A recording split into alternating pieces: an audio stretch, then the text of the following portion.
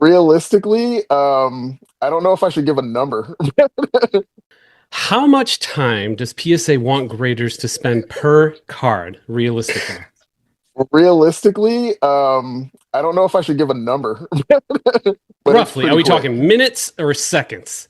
Let's say seconds. You're not Woo! you're not sitting there and you're not taking, depending on the severity of the card. Like if you're looking at for certain things, we're talking like we're speeding through. It's not one of those things where you're sitting there and it's like, oh, hold on, let me take a look at this, let me look at here. Like you're kind of like bordering any edges wear, anything like that, done, next one. Because that was one of their standards. It was as if you weren't hitting wherever you were supposed to be, or if you weren't grading accurate enough and you were having more people who were at grading regrading your cards, then that was one of those things that they would hold you accountable for. So it wasn't like it was something that they would just allow somebody who was grading terribly to continue to grade. They definitely hold people accountable for that. And what would define somebody grading terribly? Would that just be like it really was an eight based on the standards, and they either gave it a 10 or a six or something like that? Yeah, it would be based on like because based on the standards, if you're looking at a card and somebody grades it, and then another person researches it and goes, "Oh no, this looks like this." If you got somebody who's repeatedly doing that, who Yeah. seems like they're kind of chipping away at things just for their own purpose or whatever, then they really do pay attention to that. That's one of those things that they're just like, no, like you're being very inaccurate. We want to make sure that you're paying attention to how we grade. Okay, good. That makes me feel good. A lot of companies do that. Everything from a Walmart cashier is expected to have a certain amount of items per hour. Exactly. That makes sense to me. Are graders ever disciplined for incorrect or questionable grades?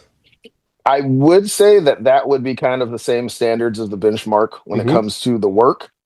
So just like any other job, if you're not up to par when it comes to your grading or your quantity of cards that you've graded, I think they looked at that and they were just kind of like, yeah, if you can't keep up, then you are disciplined for that.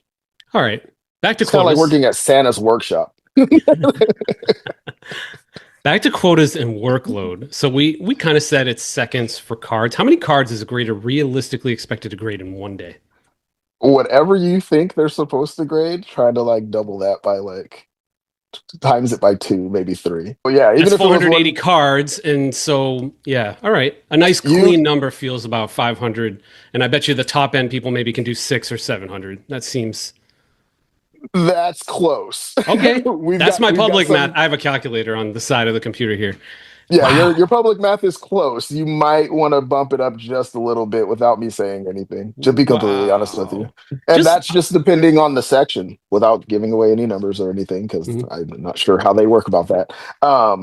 I was staying on pace for me being there for just my first time. Okay. So with the time frame of me being on pace, I've never heard any of my supervisors come up to me and be like, "Hey man, you're falling behind." All right. You do get a lot of people that probably have bad days, and so they fall behind on that pace and they don't hit those numbers that they would. But Yeah. but yeah, for the most part, if you're not staying on pace, they do kind of pay attention to that.